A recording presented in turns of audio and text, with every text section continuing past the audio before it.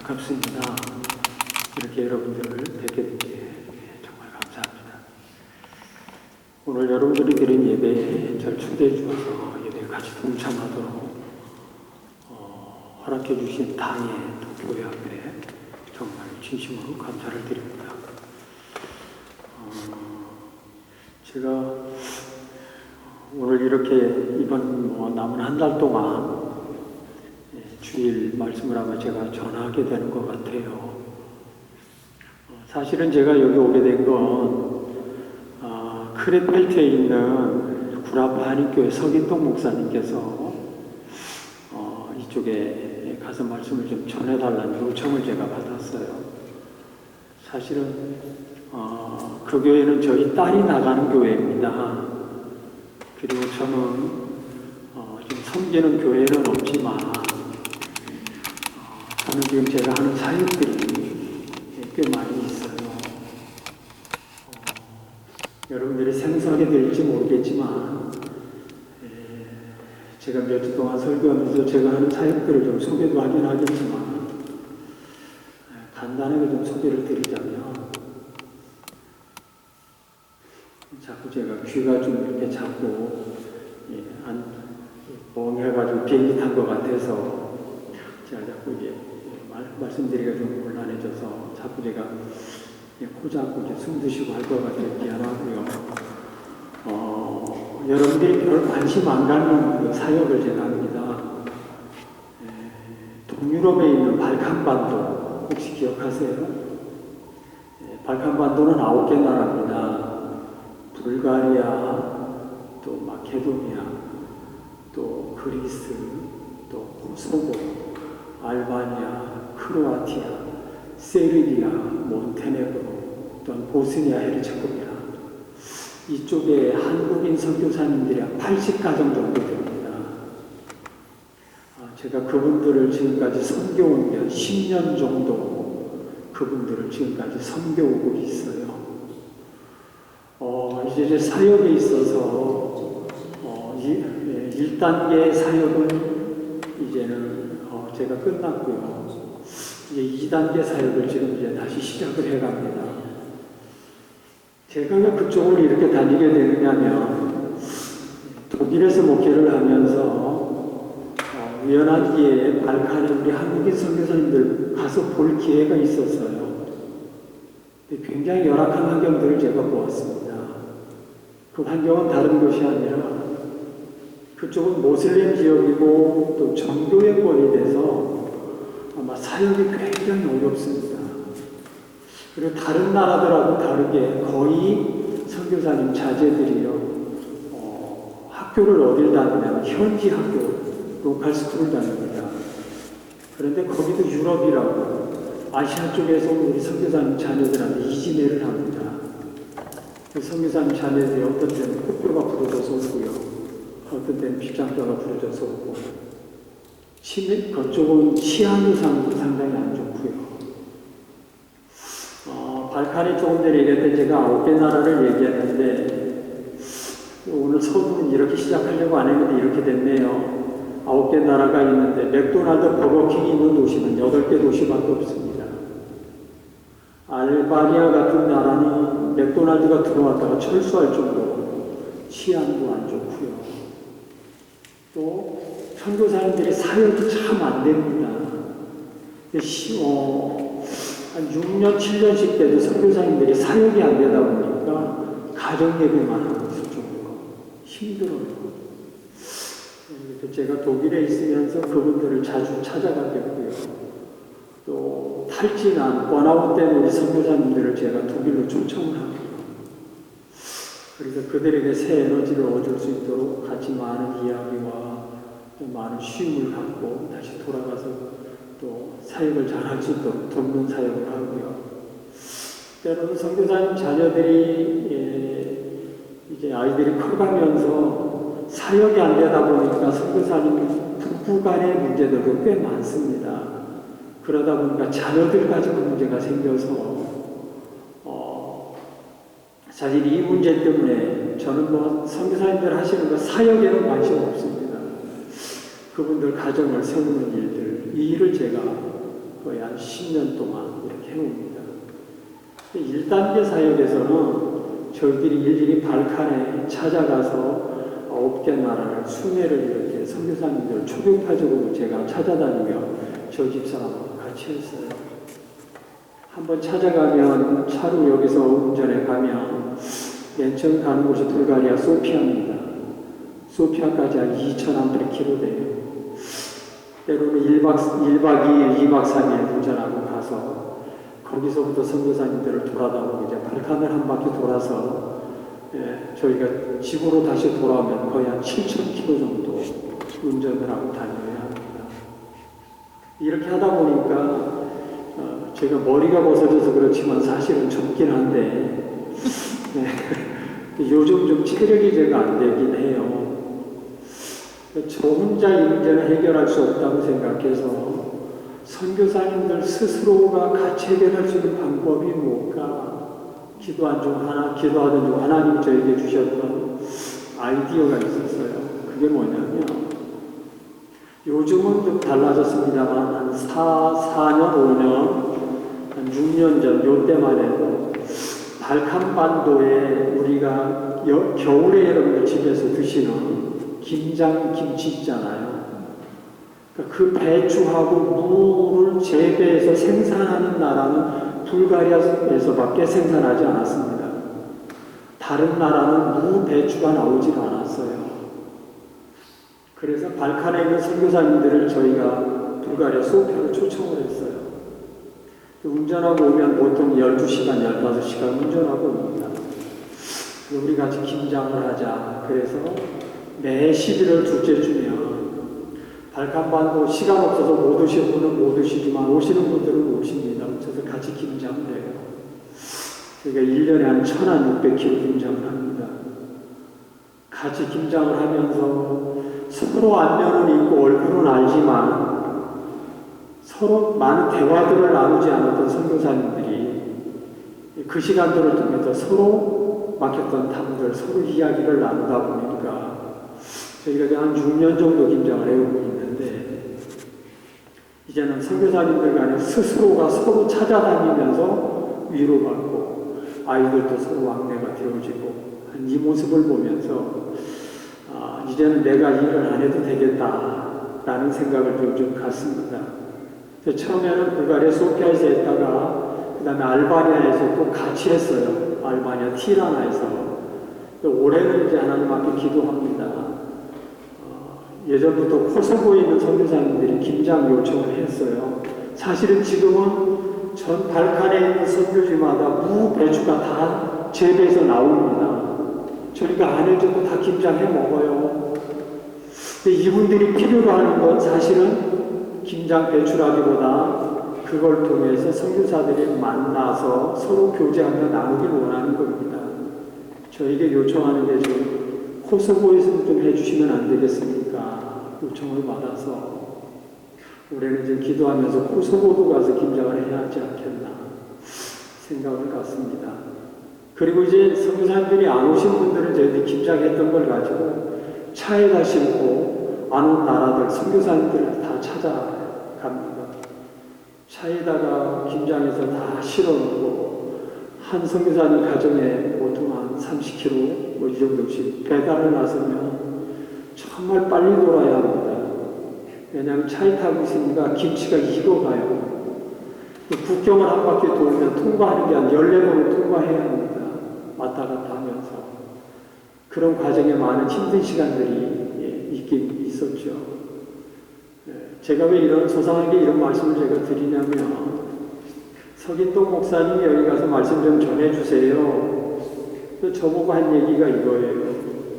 근데 목사님 아마 성 보는 설교일 거예요. 그래서 나는 성 안 봐. 하나님이 가라면 가겠지만 나는 내 삶을 따르고 있어. 이 교회에 오고자 저는 목맨 것도 아니고 저는 한국에서 목회했었던 사람입니다. 제가 개척해서 18년 동안 목회했어요. 여러분들 혹시 아실지 모르지만 한국에서 목회하다가 독일 뒤셀도르크의 선교교회 제가 목사 청빙을 받아서 목회했었던 사람입니다. 후에는 제가 트리어에 가서 목회했던 사람이에요. 그러다가 모든 걸 다 접고 불가리아 소피아까지 가서 선교사님들을 섬기는 사역을 제가 했던 사람입니다. 다시 저희가 지금 독일에 왔어요. 그러니까 제가 지금 하는 설교를 여러분들의 제가 지금 이렇게 말씀드리는 이유가 있습니다. 손본다고 생각하지 말고 말씀을 듣자라는 겁니다. 저한테 점수 매기려고 하지 마세요. 점수 안 줘도 돼요. 사실 설교는 제가 길게 못하거든요. 세계적인 설교가들이 보면 설교 잘하는 분들은 20분에서 25분 하더라고요. 우리 신대원에 다닐 때 우리 은사님이시던 박윤성 박사님 이런 말씀 하셨어요. 설교는 길게 하지 마라. 20분 정도 전후하면 참 좋다. 그런데 그 어른은요, 늘 설교할 때 보면 30분 이상 하셨거든요. 네? 세계적인 분들은 설교를 그렇게 짧게 하지만 저는 실력이 없어서 짧게 합니다. 네. 그래서 오늘 본문 설교 좀 길지 않게 말씀을 좀 드리려고 합니다. 잠시 기도하고 말씀 드리겠습니다. 하나님, 예배를 통해 우리들이 드려지는 형식을 보시는 것 아니고 우리들의 신령과 진정으로 드려지는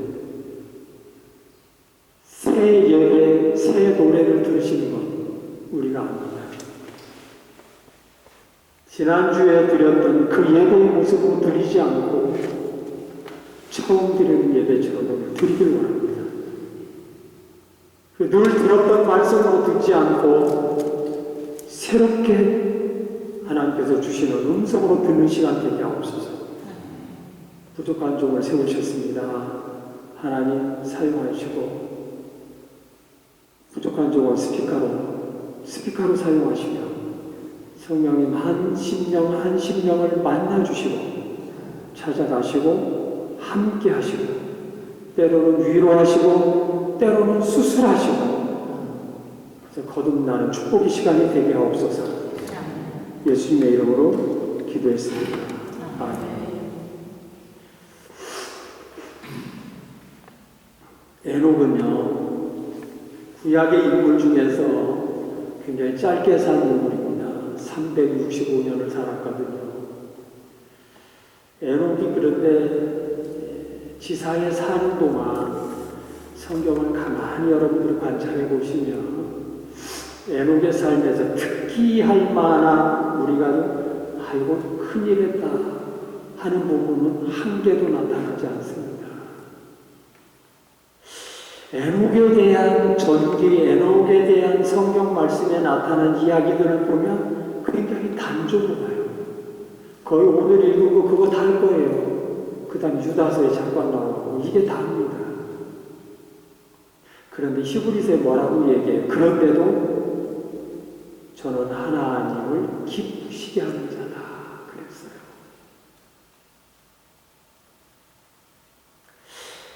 에녹이 365년을 살았는데 300년을 사는 동안에 그의 삶이 하나님께서 보실 때 진짜 마음에 들어. 내가 얼마나 널 보면 기쁜지 모르겠다. 그런 삶을 살았단 말이죠. 얼마나 귀했으면 하나님이 기뻐하는 자다라고 얘기했을까 하는 것입니다. 그럼 에녹은 어떻게 살았을까? 우리는 가만히 묵상해보면서 에녹의 삶을 우리가 유추해보면서 가까이 가보는 것밖에 없어요. 성경에 얘기할 게 하나도 없으니까. 근데 가만히 생각해보면 에녹도요, 결혼했어요. 아내가 있었어요. 그리고 에녹도요, 자식을 낳았어요. 우리보다 많이. 에녹의 아들이 대표적인 우리가 잘 아는 아들이 누굴까요? 무두셀라입니다. 그리고 에녹은 한 아내의 남편이었어요. 그리고 한 가정을 책임져야 될 직장인이었어요. 어떻게 그러면서 하나님을 기쁘시게 했을 것인가? 그럼 이렇게도 생각해 볼 수 있어요. 하나님을 기쁘시게 하는 데 있어서 에녹의 그 시대는 아주 옛날이니까 지금보다 훨씬 하나님을 기쁘시게 하는 아마 좋은 환경들, 백그라운드가 됐을 거다라고 생각할 수 있어요. 그런데 유다서에 가보면 충격적인 말을 합니다. 유다서는 한 장으로 되어 있거든요. 계시록 바로 앞쪽에 가서 있습니다. 유다서 14절로 16절에 보면 뭐라고 얘기하느냐면 이렇게 얘기합니다. 그 시대를 경건치 않은 자들로 둘러싸여 있던 시대다. 하나님을 무시하는 시대다. 하나님을 원망하는 시대다. 만사의 불만을 토하는 시대다. 자기를 자랑하고 아첨하는 시대고 정욕적인 삶을 사는 그런 시대였다라고 얘기합니다. 그 시대 사람들 머릿속에 생각하는 게 지금하고 똑같아요. 뭐가요? 하나님을 무시해요. 아첨해요. 원망해요. 나 자랑하기 바빠요. 불만만 얘기해요. 아첨해요. 그리고 정욕적인데 눈이 멀은 시대였어요. 이 시대에 에녹이 살았단 말이죠. 어떻게 해요? 장가가고요. 애 낳고요. 먹고 사는데 바빴어요. 그러면서도 평범합니다.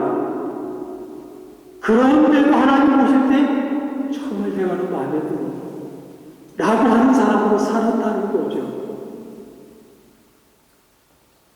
어떻게 보면 독일 땅에 살아나가는 우리들하고 비슷한 거예요. 유학하러 공부하러 오는 친구들한테 제가 늘 하는 말이 있어요. 집에 들어오는 파리 잡지 마. 파리 귀찮잖아. 왜 그런 줄 아세요? 파리하고 놀아야 돼요. 갈 데도 없거든요. 그리고 자기 혼자만 자기와의 싸움의 시간들이에요. 그래서 파리하고 놀아야 돼요. 놀자 치면 이거는 어떻게 시간 때울 수도 없어요. 놀 친구도 없고. 딱해요. 학생들은 그렇지만 교민 여러분들 한번 생각해 여기 어르신들 다 똑같습니다. 얼마나 단조로워요. 에녹처럼 똑같아요. 밥 먹고 애들 키우고 직장 갔다 오고 또 이제 가르쳐 있는 사람은 뭐 좀 심어서 먹고 때로는 그거 나눠 먹고 이게 인생 다예요. 오늘 이렇게 사는 사람이 내일도 똑같아요. 내년은 다르냐? 아니에요. 똑같단 말이죠. 에녹하고 똑같은 삶이에요. 에녹하고 우리는 뭐가 다를까 하는 것입니다. 에녹은 그런 삶을 살면서 한 가지 유다서나 에녹을 얘기하는 성경 두 군데에서 표현하는 거 보면 의로운 심령을 상하면서 영적인 애탐을 가지면서 세상의 모든 사람들은 다 그렇게 살지언정 난 하나님의 사람으로 나는 엄청난 일을 하지는 않았지만 괴로워하면서 정욕적으로 빠져가는 그 사람들을 바라보면서 내가 얘기해도 하나도 어필이 안 되겠지만 그 한판을 가면서 자기 자랑하기 급급한 사람들이 넘쳐나는 세상 속에 그 모습을 바라보면서 자기가 아파해가면서 하나님 앞에 바로 살아야지 이 마음을 에녹은 버리지 않았다는 거예요. 독일에서 신앙생활하면 굉장히 위험한 거예요. 그렇다고 한국에서 신앙생활하면 안 위험하냐? 똑같아요. 독일의 신앙생활은 안주합니다. 아까 제가 말씀드렸죠. 쉽게 성 보는 소리 하니까 제가 하고 싶은 얘기 다 할 거예요. 중요한 건 교민들의 예배라는 건 교회 와서 예배만 하면 돼요. 집에 가면 똑같아요. 다른 말로 뒤집어 얘기해 봅시다. 어른들 가슴 아픈 얘기예요. 막말로 얘기할까요? 내가 신앙생활 잘하면 내 새끼 교회 열심히 다니고요. 이원론적인 삶을 살면 내 자식들 교회 안 나와요. 이건 우리가 하나님 앞에 하나님의 부르심이 얼마 남지 않았다면 점검해 봐야 합니다.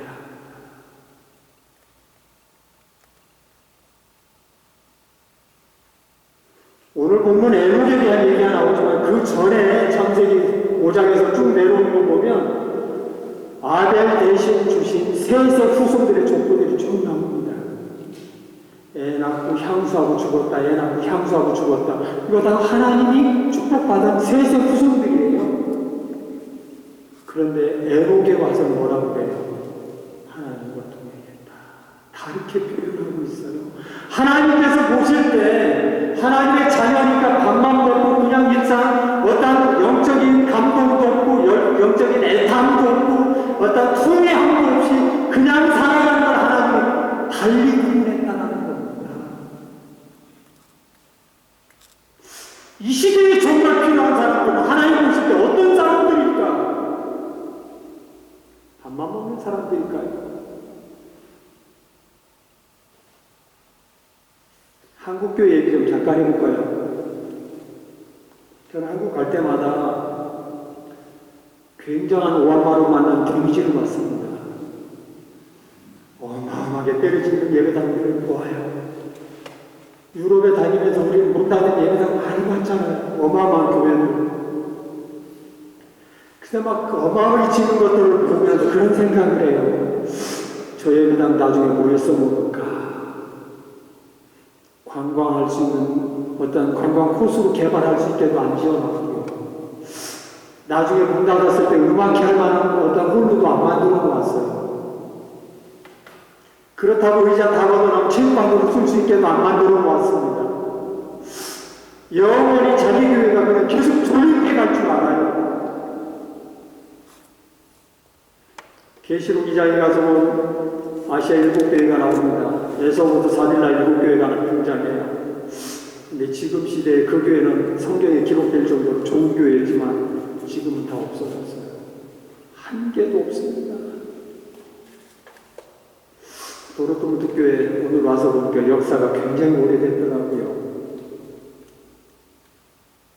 다른 말로 한번 얘기해 볼까요? 그렇게 오래됐는데 교인들 다 어디 갔어요? 오래된 거 자랑 아니잖아요. 도로토무트에 사는 교민들이 몇 명이에요? 저 사람들이 교회 안 나온 건 교회를 몰라서예요? 예수님 몰라요? 왜 안 나와요?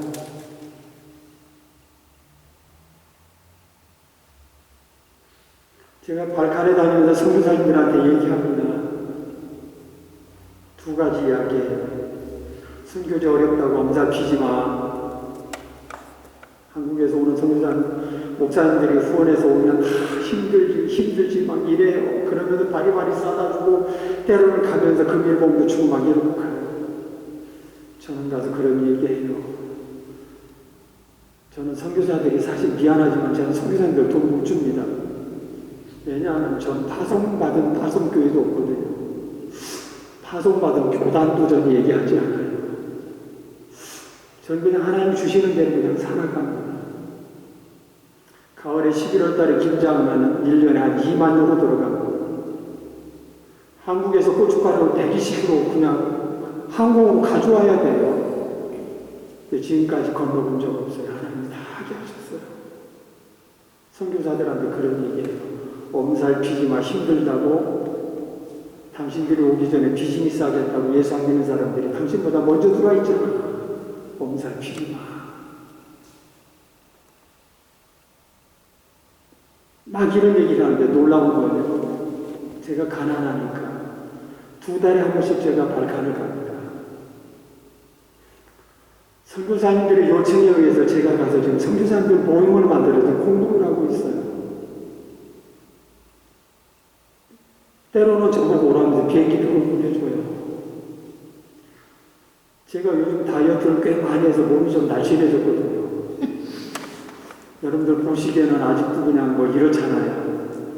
많이 나올 때 94kg 나갔어요. 거의 한 15kg 뺐는데도 이 모양입니다. 입을 옷이 하나도 없어요.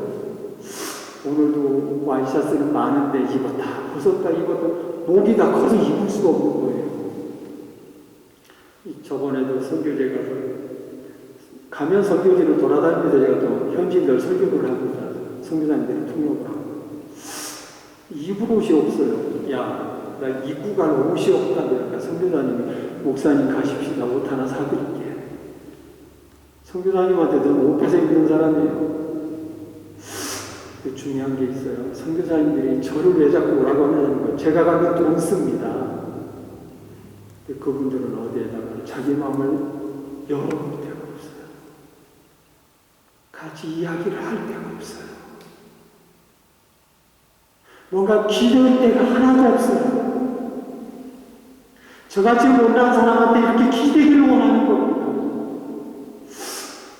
저희가 독일에 있으면 전화 와요. 선교사님 사모님 전화해요. 그런데 전화기를 붙들고 펑펑 울어댑니다. 전화 와요. 목사님 이러고 형님 그러고 막 울어요. 말 못하잖아요. 저는 알아요. 왜 울고.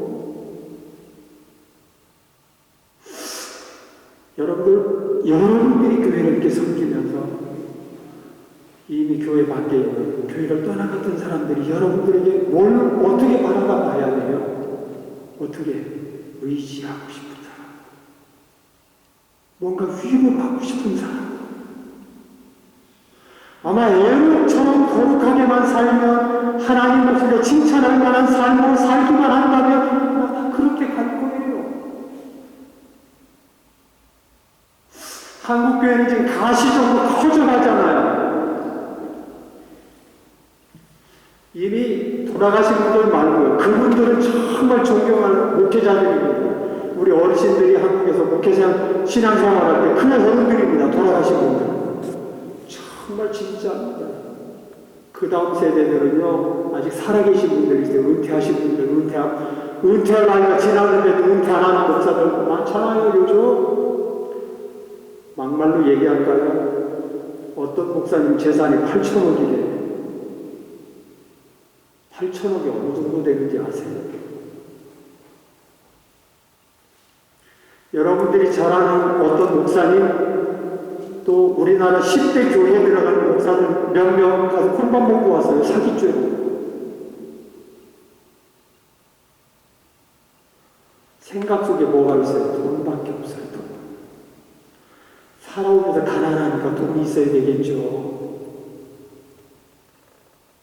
성경이 분명히 얘기합니다. 나무는요, 열매를 모아서 할 수 있다고 했어요. 나무 잎사귀가 좋다, 나무가 무성하다, 이거 하나도 안 중요해요.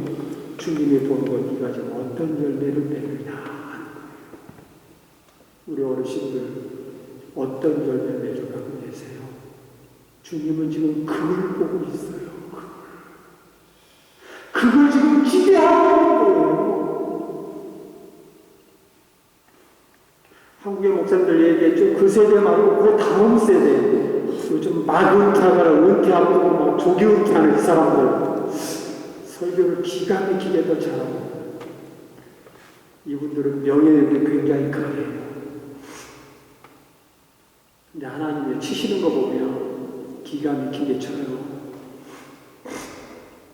그 자식들이요, 아버지한테 영적인 영향을 별로 못 받았어요. 아닌 사람들도 잘 받은 사람들도 있지만 대형교회 목사님 자제들이요 거의 조금 미안하지만 그랬어요. 교회 안 나가는 애들 부지기수고요. 결혼했다가 이혼해요. 제가 아는 목사님들 몇 분이 지금 그렇습니다. 이름만 대면 여러분들이 다 아시는 분들이에요. 이혼했는데 아이를 양쪽에서 다 맡아요. 그러니까 은퇴하고 좋은 손주 새끼 보고 앉아있어요. 더 충격적인 얘기할까요? 저는 이 얘기를 듣고 저는 거의 한 2주 동안 막 떨려서 어떻게 할 수가 없었어요. 제가 어느 목사님 그러면 여러분들 다 아는 분이에요. 우리나라 10대 교회 안에 들어갑니다. 은퇴하신 분이에요. 이 목사님 아들이 어떤 줄 아세요? 옷을 내고 갔어요. 공개적으로 한국에서 보도되지 않았어요. 갖고 얘기해 봅시다. 남의 얘기 아니에요. 오늘 여기 앉아 계신 여러분들이나 저나 똑같아요. 하나님 앞에 어떻게 살아갑니까?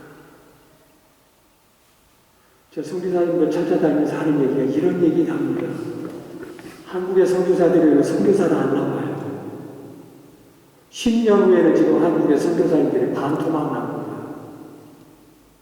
젊은 친구들 안 나와요.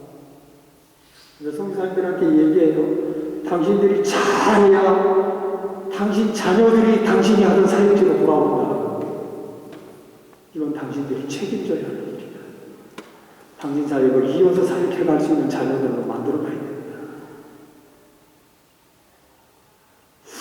오늘 어떻게 이상한 쪽으로 지금 나가긴 했지만 그걸 생각해 볼 필요가 있어요. 에녹은 평범하게 살았어요. 우리처럼 똑같이. 하나님이 기뻐하는 자. 오늘 우리 성가대가 몇 명, 4명밖에 안 되는데 참 소리가 너무 좋았어요. 세계적인 지휘자였던 알프레도 토스카니라는 분이 있어요. 이태리의 작은 오케스트라에서 첼로 주자로 활동했던 사람입니다. 이분이 눈이 잘 안 보였어요. 오케스트라의 첼로 주자였지만 그래도 이분은 연주가 있을 때마다 모든 오케스트라의 각 악기의 파트를 전부 다 안보를 해버렸어요. 매번. 잘 안 보니까. 근데 그 오케스트라가 브라질로 상파울로 여행을 가게 됐습니다. 연주회요. 갔는데 거기에서 지휘자가 병이 나고 병원에 입원하게 됐어요. 치유를 못하게 됐습니다. 그때 대원들이 회의를 해요. 이 문제는 어떻게 해결할까? 그러다가 모든 악보를 다 외운 알프레도 토스카니가 지휘해라. 그래도 지휘하면서 토스카니가 세계적인 이제 스타로 뜨기 시작을 했죠. 이분이 이런 말을 해요. 토스카니의 해고록에 보면 이런 말이 있습니다. 어려울 때 힘이 되신 하나님께 감사합니다. 좋은 환경이 아니라고 불평하지 말자. 그런 말을 해요. 좋은 환경만이 좋은 결과를 가져오는 건 아니지 않냐. 아담은 에덴 동산과 같은 좋은 환경에서도 타락하지 않았다. 하나님은 우리가 어려울 때일수록 우리와 가까이 오셔서 우리 함께 하신 걸 계속 확인하고 계신다.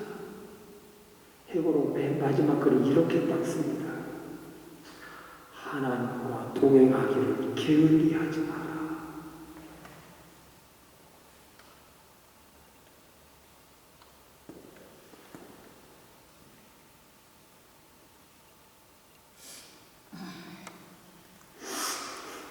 우리가 살아가면서 중요한 거. 이 시대에 평범하게 살아나가는 우리들에게 하시는 메시지 중에 하나가 오늘 본문에 나타났듯이 평범한 삶 속에 아마 여러분들 가치관이나 저나 모든 사람들이 대부분 그러지 않나 싶은데 소돔과 고모라가 멸망할 때 이야기를 누가복음 17장 26절부터 쭉 이야기합니다. 그 시대 사람들이 하나님께서 심판하실 수밖에 없는 이유를 얘기합니다. 그 이유가 뭔 줄 아세요? 먹고 마시고 장가가고 시집가고 사고 팔고 집 짓고 심고 이거 다 해요. 죄되지 않은 일인데 죄로 지적하는 거예요. 노아 시대 때 하나님은 홍수로 멸망할 수밖에 없는 이유가 뭔 줄 아냐? 노 시대에 하나님 이렇게 심판하실 수밖에 없었던 이유가 뭔 줄 아냐? 그들 머릿속에는, 그들이 삶 속에는 오로지 먹고 마시고 씻고 팔고 시집가고 장가가고 집 짓고 이게 다야. 그러면서 누가복음 17장에 얘기해요. 인자가 오는 날에도 사람들이 그렇게 할 거라는 거예요. 그때 우리 주님이 오시겠다고 얘기합니다. 우리가 예수 믿는다고 하면서 머릿속에는 계속 뭐예요? 뭘 먹을까? 뭘 심을까? 시집가고 장가가니까 애들을 어떻게 보낼 것인가? 어떤 환경에서 내가 먹고 살 것인가? 여기에만 관심이 있단 말이죠. 주님이 그걸 왜 얘기해요? 노아나 시대의 심판을 얘기하면서 이들은 거기에만 관심이 있어요. 영적으로 내가 어떻게 살아야 할까 하나도 관심이 없었어요. 주님 그걸 지금 지적하고 있어요.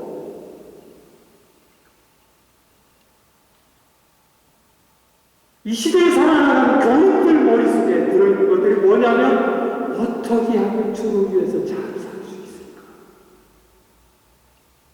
다 주를 위해 산다고 그러죠.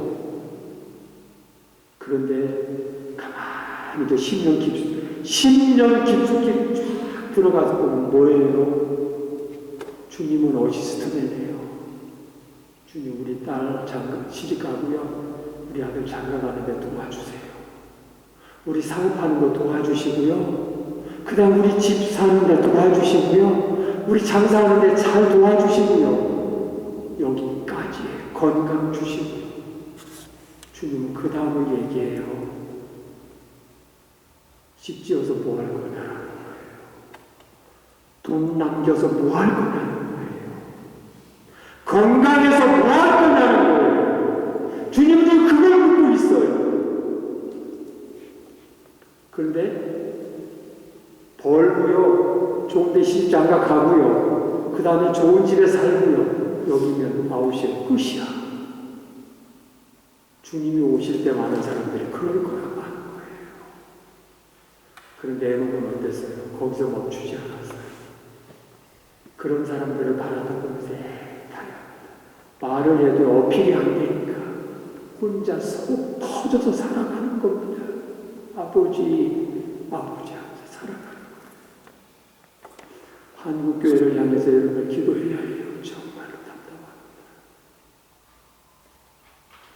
한국교회가 많을 때 교인이 1200만이었어요. 지금 500만도 안 됩니다.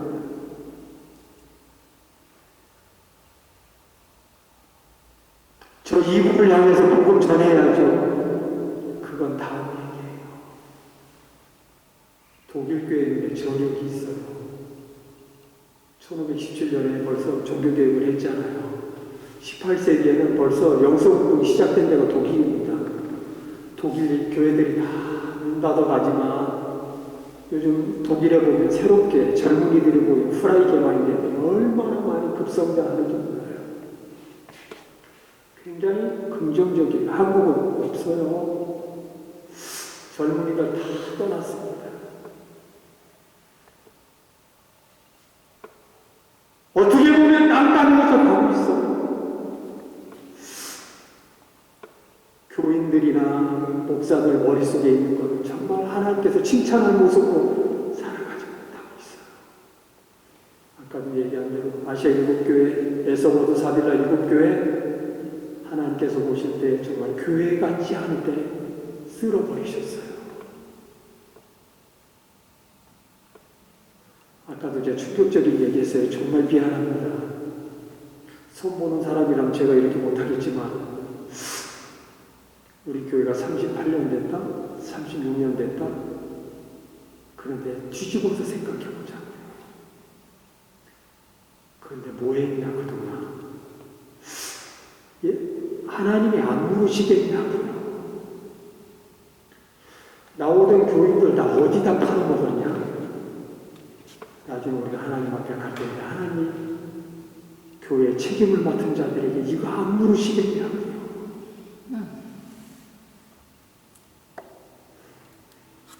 우드셀라가요 365년을 살았는데 300년 동안 하나님과 동행했고 65년은 하나님과 동행하지 않았어요. 그냥 평범하게 다른 세세 후손들처럼 살았어요. 평범하게. 그런데 300년을 하나님과 동행하게 된 계기가 있었습니다. 성경에 뭐라 그래요? 무두셀라를 낳고 300년간 하나님과 동행했다. 그렇게 얘기합니다. 에녹의 삶의 터닝 포인트가 있었어요. 무두셀라입니다. 무두셀라가 에녹이 하나님과 동행하게 만든 계기가 있어요. 낳자마자 저런 때문에 내가 하나님과 동행할 수밖에 없도록 만드셨어요. 하나님이.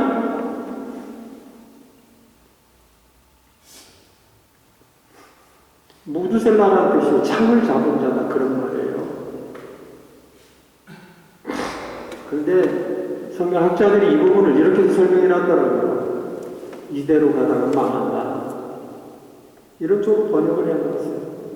아마 무두셀라, 에녹 속에는 그런 무두셀라를 바라볼 때마다 이럴 거예요. 저놈이 죽으면 망한다.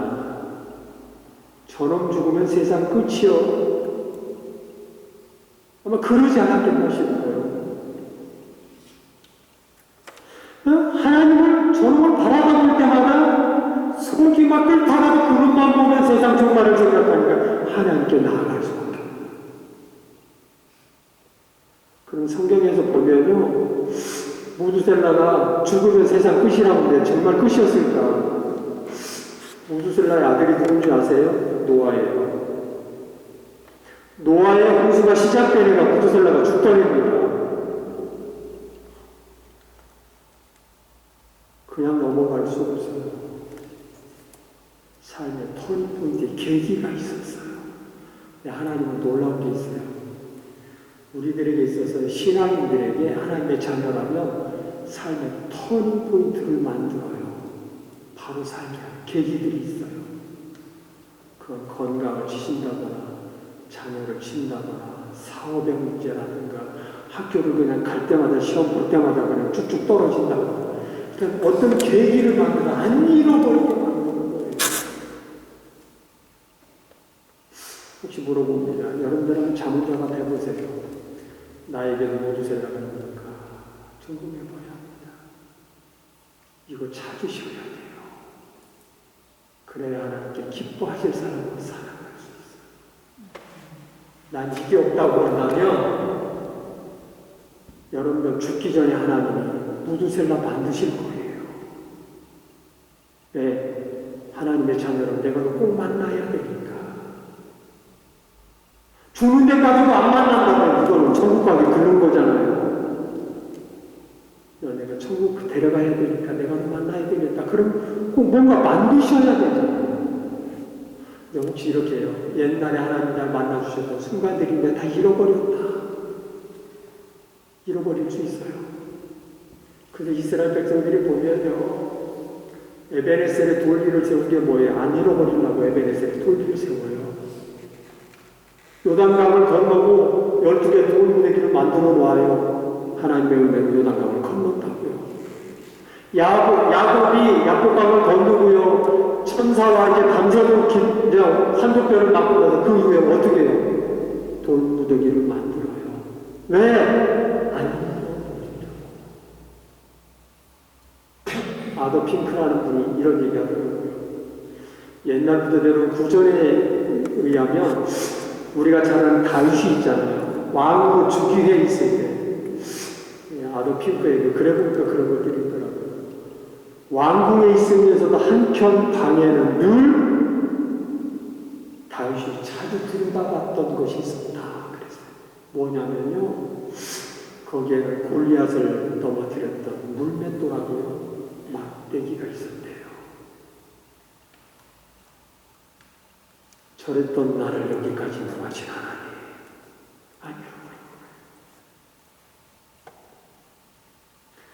영국에 여러분들이 많이 들으셔서 아는 유명한 목사님 계셔요. 의사이셨으면 나중에 이제 목회를 하시다가 이제 임종을 앞에 두고 있었던 마틴 로이드 존스 목사입니다. 이분이 노년이 되어서 병원에서 이제 내일 모레 하는데 후배 목사님들이 찾아왔어요.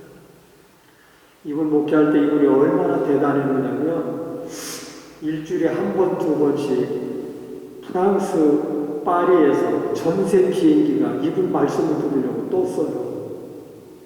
세계적인 설교가입니다. 이분한테 후배 목사들이 찾아가서 목사님 어떻게 평생 동안 목회하면서 그렇게 잘 하실 수 있었습니까? 한마디 딱 했어요. 뭐냐면 나는 한시도 하나님 앞에 서야 된다는 걸 잃어버린 적입니다. 하나님 앞에 내가 서야 된다는 걸 잃어버린 적이 없다. 요즘 교인들은요 안 죽을 것처럼 살아요. 평생 사는 줄 알아요. 죽음이 우리 코 밑에 와 있는데 그냥 안 죽을 것처럼 살아요. 에녹이 어떻게 하나님과 동행하니까 저놈이 죽으면 끝이래. 거긴 뭐예요? 말하라. 우리 주님 오실 걸, 주님을 만날 마지막을 지금 에녹의 머릿속에 떨쳐버리지 않았어요. 여러분들의 신앙이 하나님 앞에 칭찬받고 바로 살 수 있는 기도 중에 하나는 뭘까요? 하나님과 동행할 수 있는 이유는 죽는다는 생각이에요. 언제요? 제가 예언을 하나 딱 할까요? 100% 맞는 예언입니다. 여러분들은 다 죽어요. 그런데 가만히 보면요, 안 돌아가실 것처럼 살아요.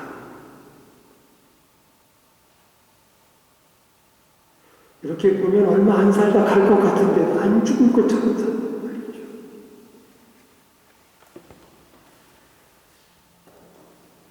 내가 정말 주님을 만나기를 갈망하며 산다고 그런다면 오늘 앉아계신 여러분 그러한 믿음의 자세로만 살아간다면 어딘지 모르게 교회를 떠났던 사람들이 의지하고 싶어지는 사람들은 바뀔 거예요. 뭔가 좀 상담 좀 하고 싶은 사람들로 그 사람들이 볼 때 뭔가 의지하고 싶은 사람들 여러분들이 내가 그렇게 해야지 해서가 자연스럽게 달라질 거예요.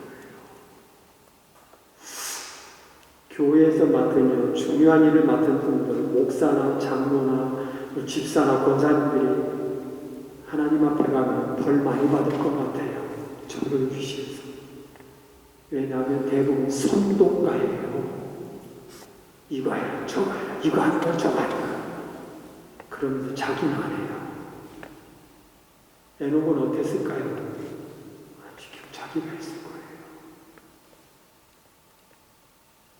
그래서 에녹의 삶을 저는 한마디로 이렇게 표현하고 마치려요. 감동 주는 사람이었어요. 이 사람은 선동가는 아니고 시키는 사람이 아니라 감동 주는 사람이었어요. 이 안주를 여러분들 살아갈 때 이렇게 한번 생각해 보면 어떨까요? 나는 어떤 감동을 주면서 살까? 내 삶을 한번 돌아봤으면 좋겠어요. 오늘 앉아 계신 여러분들이 다음 주에 저는 같이 또 만났으길 바랍니다. 모르잖아요. 제가 못 올지. 여러분들 하나님 불러가면 못 오잖아요. 생각해봐요. 나는 어떻게 살아야지 한 주 동안 내가 붙잡고 살아가지. 찬송가 열심히 하면 되는 줄 아세요? 형식적인데 우리 하나님 질렸다고 이사야서 얘기해요. 너희들이 와서 제사 지내러 오고 마당만 방구보다 질렸다 이제는 그만하라고 얘기해요.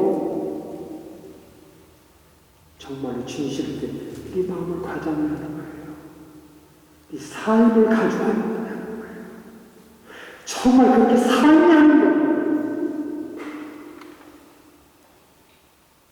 예배를 통해서 뭐 이 강단에서 말씀 전해주시는 목사님들이 전부 다 저보다 가방끈이 다 긴 사람들이잖아요.